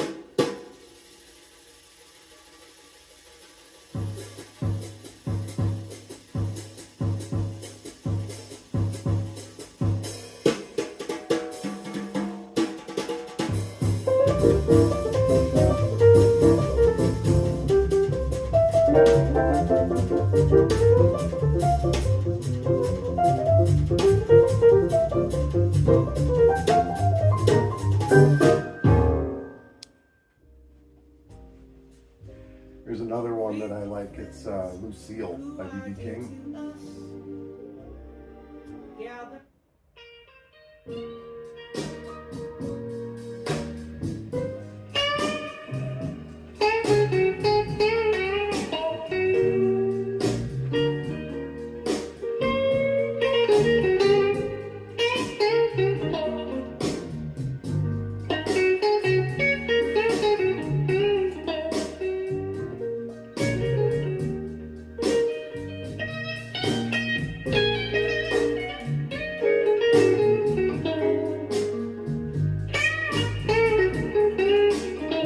That guitar sounds like it's right in the middle of those speakers, right above the receiver. The sound that you're listening to So does his voice. is from my guitar that's named Lucille. I'm very crazy about Lucille. Lucille took me from the plantation. Or you might say, brought me fame.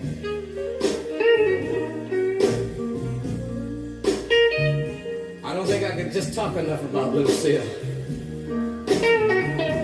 Sometimes when I'm blue, it seems like Lucille try to help me call my name. I used to sing spirituals, and I thought that this was the thing that I wanted to do. Drummer actually sounds like he's on the right But side. somehow or other, when I went in the army, I picked up on Lucille, started singing the blues.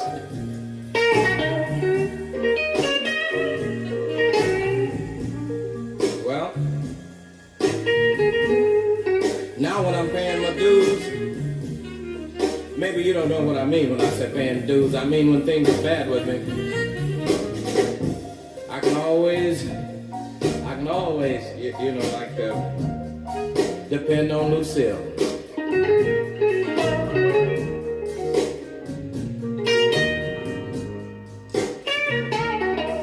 Sort of hard to talk to you myself. I guess I'll let Lucille say a few words and then.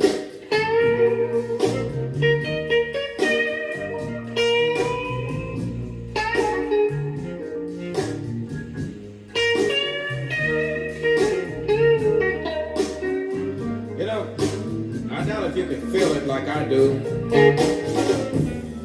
But when I think about the things that I've gone through, like, well, for instance, if I have a girlfriend and she misuses me, and I go home at night, maybe I'm lonely. Well, not maybe, I am lonely. I pick up Lucille, and it bring out those funny sounds that sound good to me, you know. Sometimes I get to places where I can't even say nothing. Look out.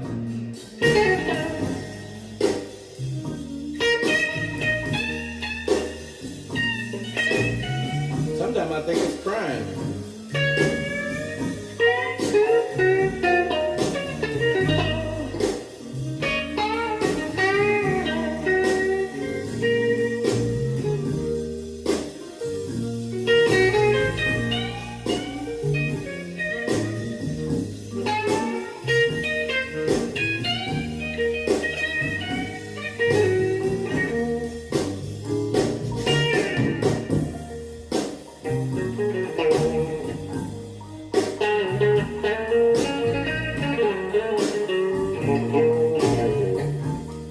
If I could sing pop tunes like Frank Sinatra or Sammy Davis Jr., I don't think I still could do it.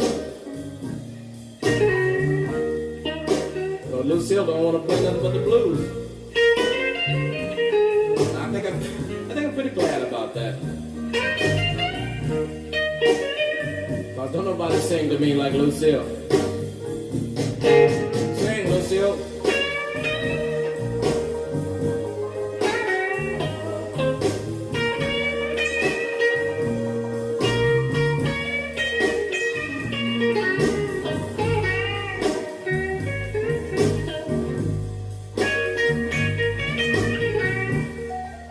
Like this. Take it easy, Lucille. I like the way Sammy sings, and I like the way Frank sings. But I can get a little Frank, Sammy, a little Ray Charles. In fact, all the people with soul in this.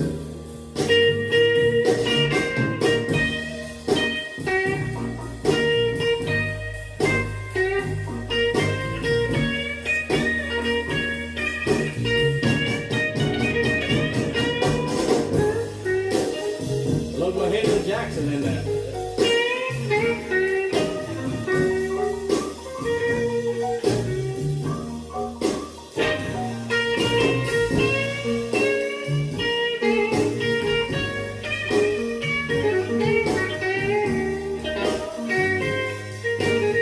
One more, Lucille.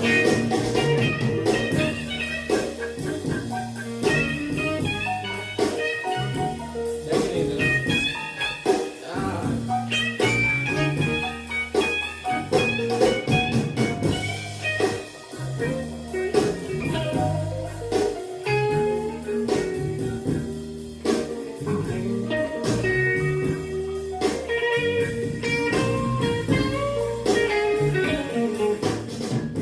Interject one comment here, and I don't know how well this is coming across through your headphones or through your home theater system or stereo system.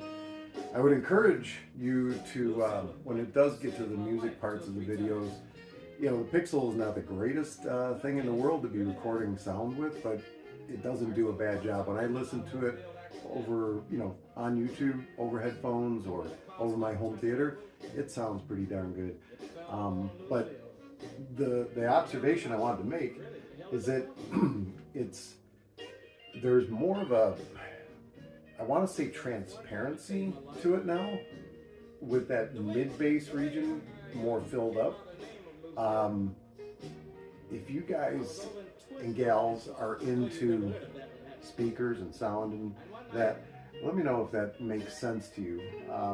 You know, if increasing that sound pressure level of that region, you know, we're down almost 20 dB at 300. Now I've brought that up to baseline now, right, or up to our datum.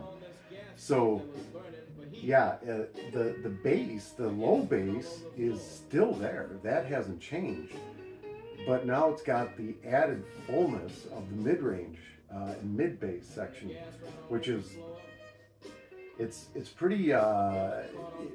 It plays tricks on your head because it sounds like there's not as much bass anymore, but there is, because it's there. You know, and we can see that on the frequency response. So the difference being almost a difference between sitting at home listening to hi-fi and then standing in a bar listening to a band.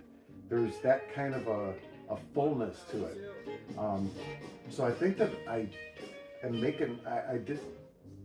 think I made a move in the right direction by piggybacking those capacitors on that crossover.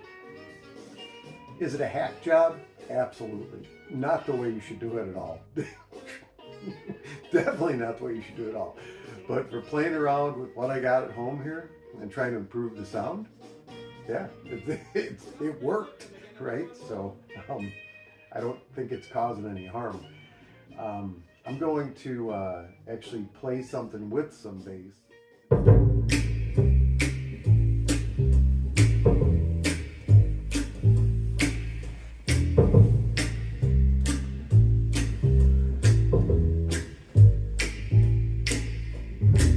Never know how much I love you, never know how much I care. When you put your arms around me, I get a fever that's so hard to bear. You give me fever when you kiss me, fever when you hold me tight. Fever in the morning, a fever all through the night. Sun lights up the daytime, moon lights up the night. I light up when you call my name, and you know I'm gonna treat you right. You give me fever when you kiss me, fever when you hold me tight. Fever in the morning, a fever all through the night. It sounds like she's right got the fever. In front of me. That is something you all know. Fever isn't such a new thing. Fever started long ago.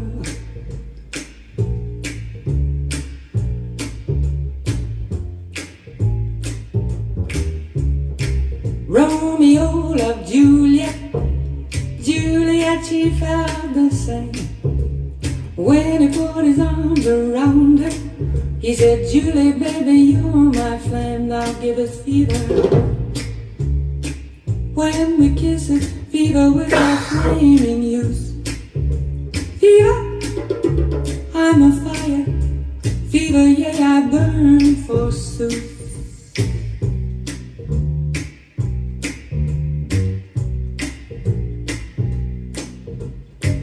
Captain Smith and Pocahontas had a very mad affair. See, that's an area that is low. When her daddy tried to kill him, she said, Daddy, oh, don't you dare give me fever. With his kisses, fever when he holds me tight.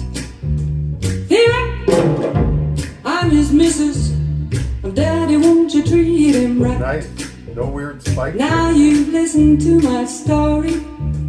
Here's the point that I have made. Chicks were born to give you fever, be it Fahrenheit or centigrade. They give you fever when you kiss them. Fever, if you live, you learn.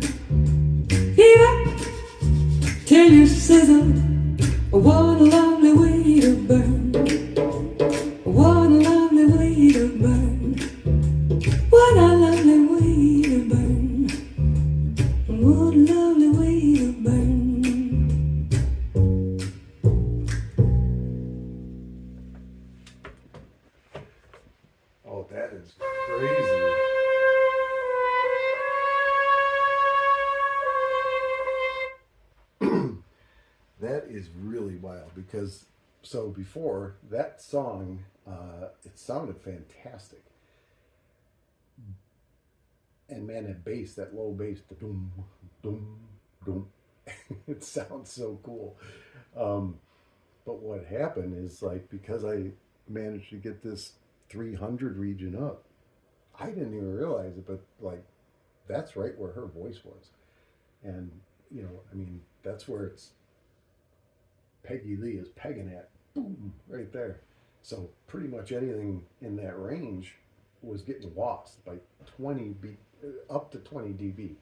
Like, say it rolled off pretty sharp, that suck out, it rolled, you know, it really cut off pretty sharp. So, yeah, there was quite a bit of information that was missing there. So the sound now is much more, it's got a lot of presence. I mean, a lot of presence. Like, she literally sounded like she was standing here singing. It was pretty cool. I don't know if you can hear it on your headphones or anything, but that's what I'm hearing here. Well, let me play this. I'll go ahead and keep going with this Godfather thing. That's a good one too.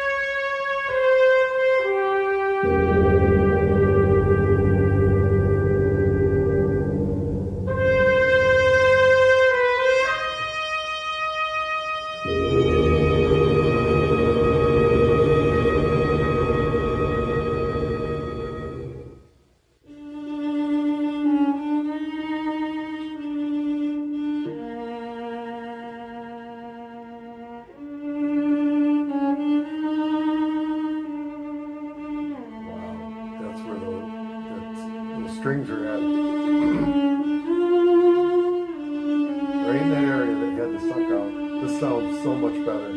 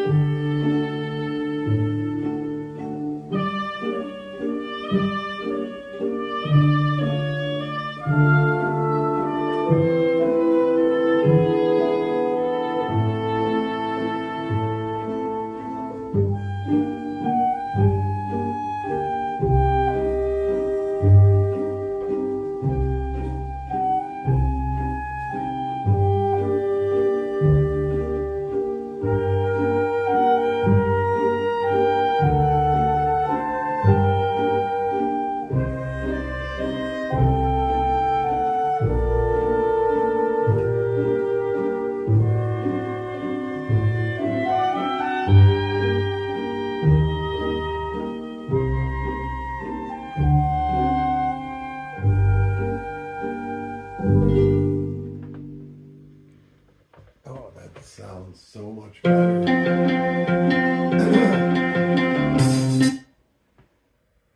Yeah, that really sounds so much better. All that musical information I was missing and I didn't even know it. That's crazy. Makes me want to listen to other music now, which is, that's a good thing. Your speakers should encourage you to listen to music.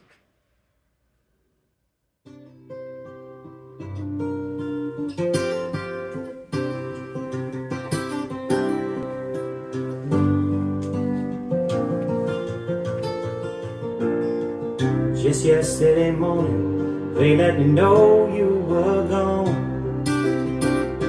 Susan, the plans they made put an end to you.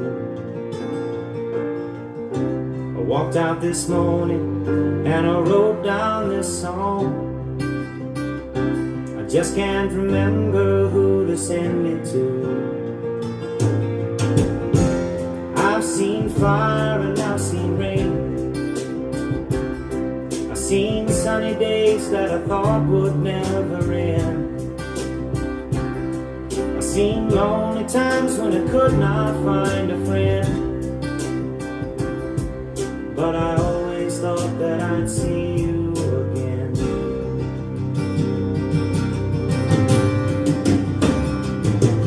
Won't you look down upon me, Jesus? You gotta help me make a stand. You just got to see me through another day.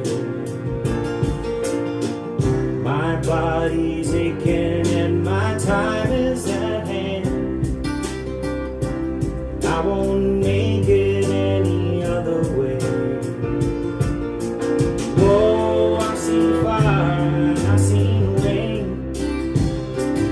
I've seen sunny days that I thought would never end. I've seen lonely times when I could not find a friend.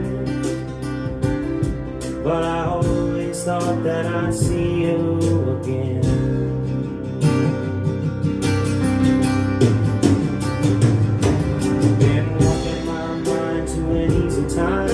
My back turned towards the sun. Lord knows when the cold wind blows, it'll turn your head around.